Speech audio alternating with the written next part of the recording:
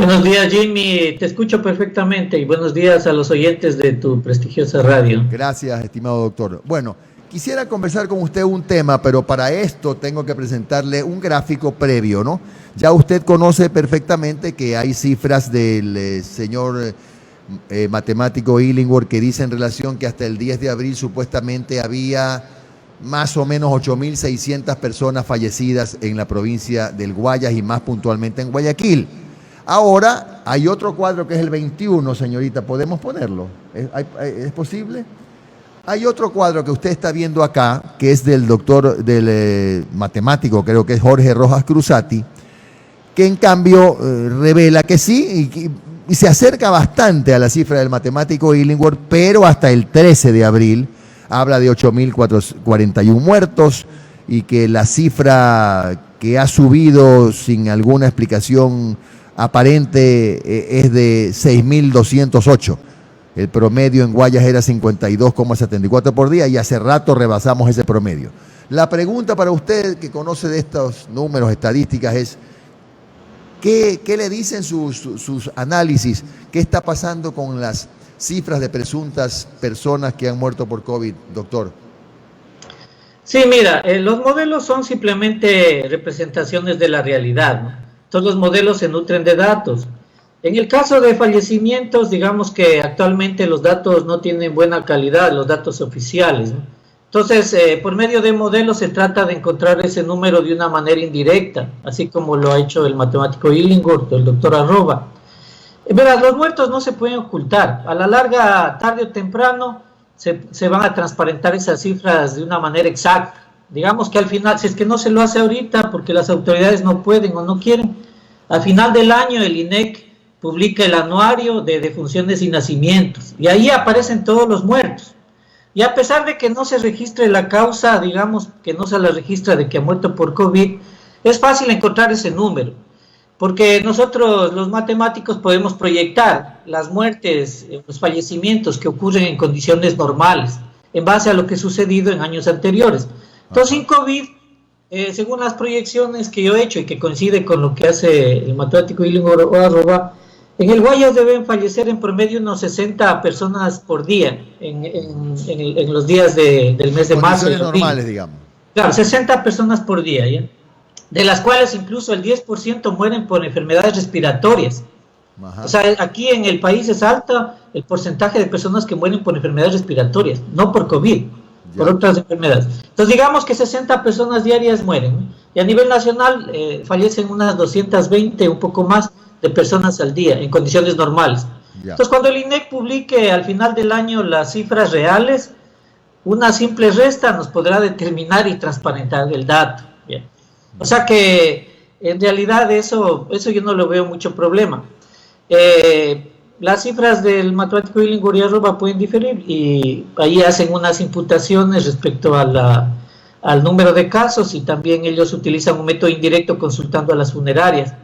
Pero incluso a las funerarias de Guayaquil, ese dato incluso se puede tener también no tanta exactitud, porque no se sabe también si las personas están siendo enterradas en los cementerios. Había un caso de un fallecido que los familiares se lo estaban llevando a Santa Elena, ahí, porque obviamente aquí no encontraban cómo enterrarlo, no podían hacer cola en el cementerio. Hubo un periodo entre el 4 y el 6 de abril donde hubo el pico terrible de fallecimientos aquí en Guayaquil, ¿no? Ese pico se lo refleja en las cifras de todos estos investigadores. Yo también lo he constatado que ahí se dio una explosión, digamos, de defunciones. Ahí fue cuando incluso aparecieron videos de gente muerta en las calles. Claro. Pero eso fue ese día. Y digamos que entre el 4 y el 6 de abril fue un periodo desastroso en ese sentido, ¿no? Doctor Sandoya, perdóname la interrupción, solamente un ratito para que usted siga desarrollando su comentario.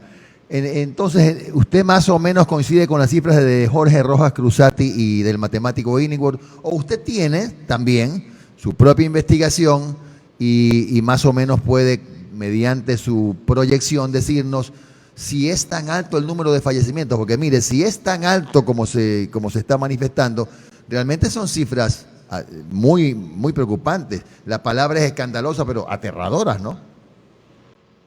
Sí, mira, yo creo que puede ser un poco menos según mis cifras, pero a mí como matemático más que las cifras me interesan las formas del comportamiento de esa curva de decesos, digamos, ¿no? Ya, Entonces te voy a poner como un ejemplo. Cuando, por ejemplo, se produce, digamos, vino en alguna zona, alguna cosecha, entonces para determinar las propiedades de esa cosecha de vino, el catador no es que prueba todo el vino o todos los claro, toneles que se han producido, sino a través de probar una copita puede determinar las propiedades de toda esa cosecha. claro, Entonces así funciona la estadística, ¿ya? Digamos que ahorita es imposible saber cuál es el número de fallecimientos, por tanto los modelos matemáticos para determinar la evolución lo que tienen que hacer uso es de la estadística. Esta ya, cifra que proporciona el gobierno, que es, el gobierno dice en las cifras de confirmados que hay 388 fallecidos a nivel nacional. Obviamente todo el mundo dice es una cifra ridícula, pero eso lo podemos considerar como una muestra. En ya, realidad no es el total de fallecidos por COVID, pero es una muestra. Además, esa muestra tiene cierta, digamos, precisión en el sentido de que esa muestra de fallecidos es sobre el grupo de personas que están contagiadas y confirmadas con un test. claro, O sea, que si es que nosotros, digamos que reducimos la población solo a la población de los que están contagiados y confirmados, ese es el número real de fallecidos. ¿Bien? claro. Ese es el número real de fallecidos de ese grupo. Estadísticamente eso es una muestra. Entonces lo que podemos tomar es esa muestra para extrapolar a toda la población. Bien. Ya, Los modelos al principio, cuando comenzó la epidemia y los modelos de investigadores de todo el mundo consideraban el número de contagiados para hacer las proyecciones. Y ahí se habló del aplanamiento de la curva y se claro, incorporó incluso esos términos al léxico popular. Ahora todo el mundo dice el aplanamiento. El aplanamiento lo único que significa es la relantización ya. digamos, del número de contagiados. Pero el número de contagiados ya se comprendió que nunca se va a conocer. Nunca se va a conocer. El de fallecidos sí se va a conocer, pero el de contagiados Claro, no, de porque contagiados hay no, gente que ya se básicamente porque contagió. no hay muchas pruebas, pues, no, Claro, Fernando, no, mira, no se hacen mira, muchas los pruebas. contagiados incluso la gente ya se contagió, ya se curó. Otros son asintomáticos, nunca se sabrá. Nunca se sabrá, así Nunca es. sabrá. En Alemania hacen 500.000 test por semana. En el Semanales, Ecuador, así en es. 7 semanas se han hecho 26.000. Entonces date cuenta. Y en Alemania todavía no llegan a determinar el número de contagiados Claro, real. claro. Entonces es Ahora, imposible. Fernando, perdóname la Sí, interrupción, Fernando, pero aquí hay un tema interesante, porque mucho se está hablando, y la verdad es que la gente abriga esperanzas cuando le dicen, a ver, ya llegamos, como yo decía ayer, esto parece una clase de geografía, ¿no? Ya llegamos al pico, ahora vamos a ver si entramos a la meseta. Bueno, el aplanamiento famoso de la curva, según tus proyecciones asimismo, ¿cuándo se puede generar este aplanamiento tomando en cuenta la información oficial? Porque estamos claros que jamás sabremos cuántos contagiados hay. sí, mira, correcto. Entonces, haciendo ese estudio a partir de la muestra, ¿no? Y haciendo proyecciones estadísticas con un modelo estadístico, un modelo logístico, yo he determinado que digamos, el aplanamiento, pero esto es la relativización en el número de decesos acumulados. Ya sabemos Claro, que con la variable contagiados no se puede hacer nada, ese dato está correcto. totalmente sucio. Entonces, con la variable de decesos, ese aplanamiento viene en el aplanamiento, entre comillas, el 25 de abril. ¿Ya? Ahora, Ya, este modelo está funcionando bien porque ya solo lo estoy prediciendo, es decir, ya no lo estoy alimentando al modelo con las cifras diarias de los últimos días, sí, sino que simplemente ya el modelo está en estado estable. Con ese ya. modelo estoy prediciendo a ver si cae dentro de la banda de confianza los fallecimientos estos días y si cae. Entonces ese 25 modelo de dice que abril. el 25 de abril, digamos, va a haber esa relantización que todo el mundo quiere. Ahora, los decesos también vienen con retraso, porque, o sea, el que se contagia ahorita no es el que se muere mañana. Digamos que hay unos 4 o 5 días entre el periodo, o hasta 10 días entre el periodo de que se detecta con una prueba de contagio hasta que fallece. O sea que, según la curva de decesos y el modelo estadístico que yo he planteado, hasta el 25 de abril se tendrá una estabilidad de eso. Ya, Pero Fernando, puede ser que unos días antes ya se estabilizó la curva de contagios. claro, Fernando, para efectos de la estadística, del trabajo de científicos, de matemáticos como ustedes, ¿por qué es tan importante y tan necesario que se incremente, ahí sí, de manera exponencial el número de pruebas? Ya, mira, hay una cuestión fundamental. Primero, toda la sociedad estuvo de acuerdo en la medida de cuarentena y de toque de queda. Incluso en una sociedad como la nuestra, en la cual es difícil ponerse de acuerdo sobre algún tema. Pero digamos que todo el mundo estuvo de acuerdo en esto, ¿no? Ya. La cuarentena es una medida sumamente fuerte, ¿no es cierto? Tiene un impacto negativo, por ejemplo, en otros sectores como la economía, pero digamos que fue necesario, ¿no? Ya. Ahora, la cuarentena es una medida efectiva, pero no eficiente. Es decir, nosotros podríamos seguir en cuarentena 3 meses y anularíamos el virus, pero obviamente la gente se moriría de hambre. ¿Ya? Es como tratar de matar una mosca con un cañón. O sea, eso es efectivo, la vas a matar, pero no es eficiente. ¿Ya? Las cuarentenas son medidas que tomaban en la Edad Media.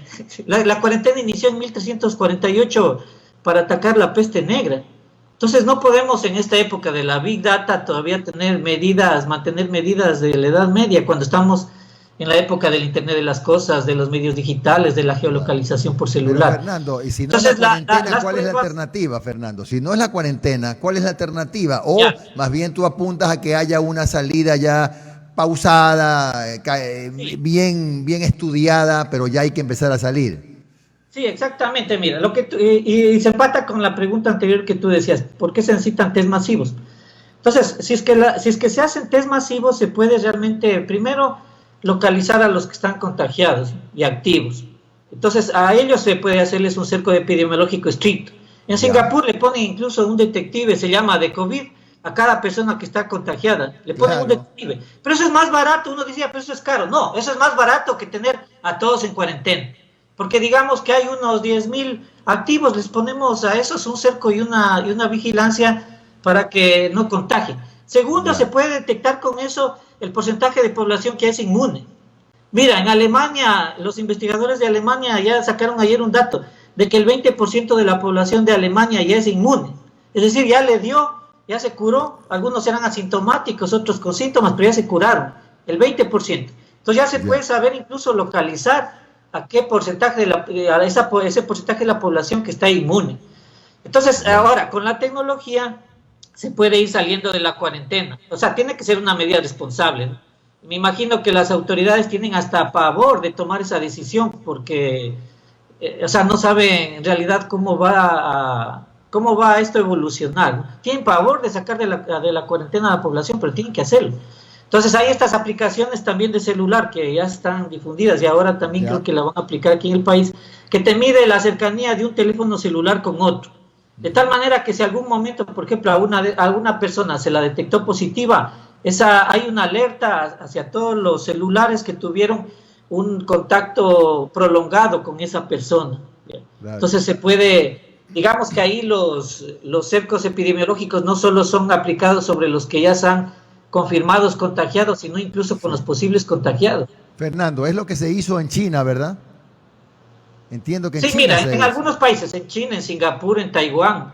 En Taiwán fue lo más efectivo porque, claro, los chinos aplicaron ya en pleno crecimiento exponencial. Claro. Pero Taiwán lo aplicó y en realidad en Taiwán, que está cerca de China, nunca pasó de 100 casos. Nunca pasaron de 100 casos. Por tanto, nunca colapsaron el sistema sanitario. Claro. Fernando, una consulta. Ustedes los matemáticos, por ejemplo, ¿no necesitarían que mañana o pasado el COE provincial, en este caso, les entregara la información formal? Es decir, que el COE, que es a quien le corresponde, porque de pronto Fernando pide al Camposanto Parques de la Paz que dé la información oficial de los fallecimientos y le va a decir, mándeme una carta con 45 copias dirigidas hasta el Papa. Pero, ¿qué tal si el COE hace ese rastreo de la información, coteja la información camposanto por camposanto, para que hasta para efectos estadísticos les sirva a ustedes para calcular cuándo estamos en la famosa meseta, cuándo podemos salir de la cuarentena, etcétera? ¿No es mejor, Fernando? Sí, mira, esa es una enseñanza que sale de toda esta crisis, que no somos una cultura de datos. Las decisiones, mira, el dato se considera ahora como un activo valioso para la toma de decisiones estratégicas. Ya en el 2007 se dijo que los datos son el petróleo del siglo XXI, porque tienen que todas las organizaciones basar la toma de decisiones en datos. Aquí no hay una cultura de datos y esto debería dar unas lecciones al gobierno para generar toda una política de open data. Al principio de esta epidemia los investigadores tratábamos de conseguir los datos y no había, no estaban en un repositorio digital, no se pueden usar. Teníamos que sacar de los PDF que enviaban los comunicados el gobierno para de ahí entonces digitar la información, digamos. Ahora ya estamos haciendo web scraping y estamos jalando esa información de una manera más directa, pero siguen datos ocultos. No hay una cultura de datos aquí. Tiene que generarse esa cultura de datos porque no solo para enfrentar la epidemia vamos a necesitar eso, sino incluso para las cuestiones de la crisis económica, ¿no? Vamos a tener que optimizar nuestros procesos y eso solo se hace con datos. Entonces esto nos debe hacer un jalón de orejas para poder ya meternos en la sociedad digital. O sea, tenemos que considerar el dato como ese activo fundamental. Si desde el origen de la epidemia hubiéramos ya tenido, digamos, esa experiencia y hubiéramos tenido cuidado en guardar datos de calidad y en una gobernanza del dato, seguramente se hubieran tomado mejores decisiones por parte del gobierno.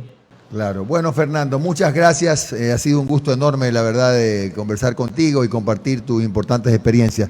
Un gran abrazo virtual, Fernando. Que tengas un buen día. Gracias, Jimmy. Hasta luego. Gracias. Qué bien, Fernando Sandoya. Interesantísima la exposición de Fernando. Vean lo valioso que es tener datos formales, datos oficiales. Y vean que hasta los propios matemáticos, científicos, necesitan también o han visto la gran necesidad de las pruebas. ¿Cómo? No me voy a cansar de hablar de las pruebas.